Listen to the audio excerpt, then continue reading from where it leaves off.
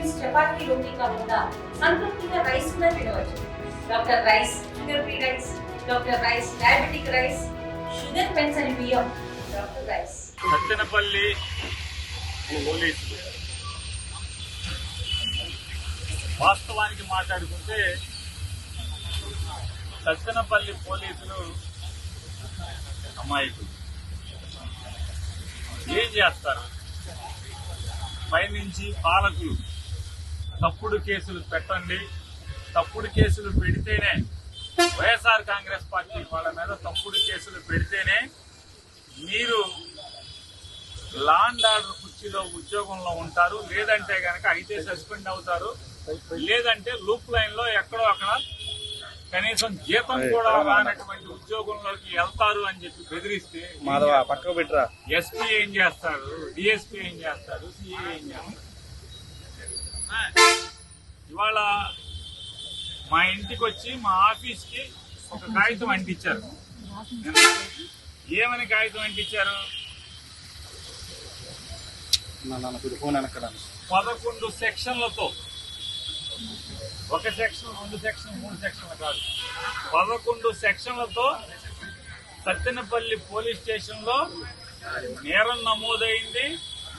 ఆ నేరం విచారణలో నీ పాత్ర అంటే పేర్ని నాని పాత్ర బాగా ఉన్నట్టుగా రూఢి అయింది.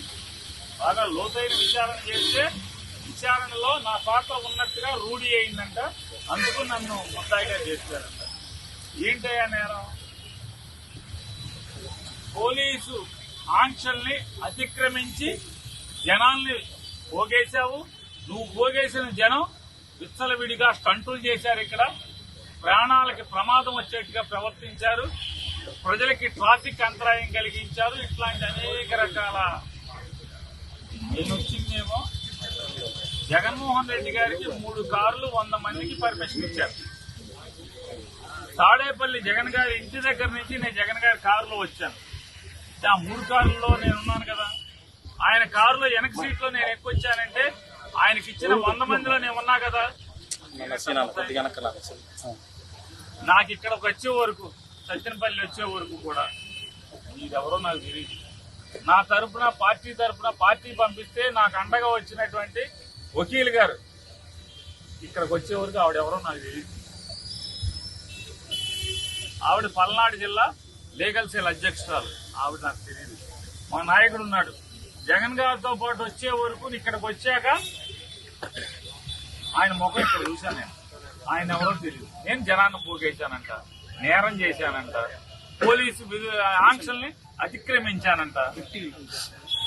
జగన్ గారికి 3 కార్లు పర్మిషన్ ఇస్తే ఆ కారులో నేను వచ్చాను. 100 మంది మించి రాకూడదంటే ఆ 100 మందిలో నేను ఉన్నాను. కానీ నా మీద నేరం పెట్టి ఇక్కడ ముద్దాయిగా నన్ను చేశారు. అంటే లోతైన విచారణలో రూఢి అయింది నా పాత్ర ఉందనంట. ఇక్కడ నేను ఎవడావటం మాట్లాడాను, ఎవరిని పిలిచాను, ఆ కౌన్సిలర్ కూడా నాకు ఎవరో తెలియదు, ఇక్కడ చైర్మన్ ఎవరో నాకు తెలియదు, వైఎస్ఆర్ పార్టీ వాళ్ళు ఎవరో నాకు తెలియదు, ఆ రెంటపాలు ఎక్కడో తెలియదు. సత్తెనపల్లి, నిజంగా సత్తెనపల్లి నేను నా జీవితంలో మొదటిసారి నేను వచ్చాను.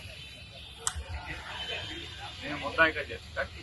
ఇవాళ జరిగేటువంటి రాష్ట్రంలో జరుగుతున్న ఈ సైకో పరిపాలన, ఈ నరకాసుర పరిపాలన ఏ రకంగా జరుగుతుందనడానికి ఇది ఉదాహరణగా కేసు పెట్టినంత మాత్రాన, నన్ను సత్తెనపల్లి పోలీస్ స్టేషన్ పిలిపించినంత మాత్రాన, లేదా వాయిదాకి బందర్ నుంచే సత్తెనపల్లి కోర్టుకి నేను వచ్చినంత మాత్రాన, లేదు ఇవాళ సత్తెనపల్లి కాదు జగన్ గారితో ఎక్కడికి వెళ్తే రాష్ట్రంలో ఏ మూలకి వెళ్ళినా ఆ మూలకి కేసు పెట్టినంత మాత్రాన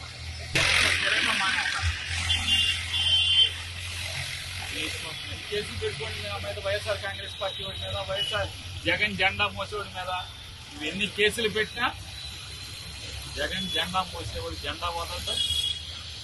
రాబోయే 4 సంవత్సరాల తర్వాత వచ్చేటువంటి ఎన్నికల్లో రాజకీయంగా మీ మాడు పగలగొట్టే వరకు కూడా జగన్ జెండా మోసేవాడు ఎవడో కూడా కొత్తగా పెరుగుతారు. జగన్ జెండా పట్టేవాడు చేతులు పెరగటమే కానీ జగన్ జెండా పట్టే చేతులు తగ్గవనేది కూడా తెలుసుకోవాల్సిన అవసరం ఉందని కూడా నేను చెప్తాను. తెలుగులో ఫాస్టెస్ట్ న్యూస్ ఇప్పుడు కొత్త అవతారంలో 5 సెకండ్లోనే పూర్తి వార్తా సమాచారం మీ చేతిలో. సోషల్ మీడియా ట్రెండ్స్ మీ కళ్ళ ముందుకే live TV and voice search ఆప్షన్స్తో ఇప్పుడే డౌన్లోడ్ చేయండి. యాప్ లింక్ డిస్క్రిప్షన్లో ఉంది.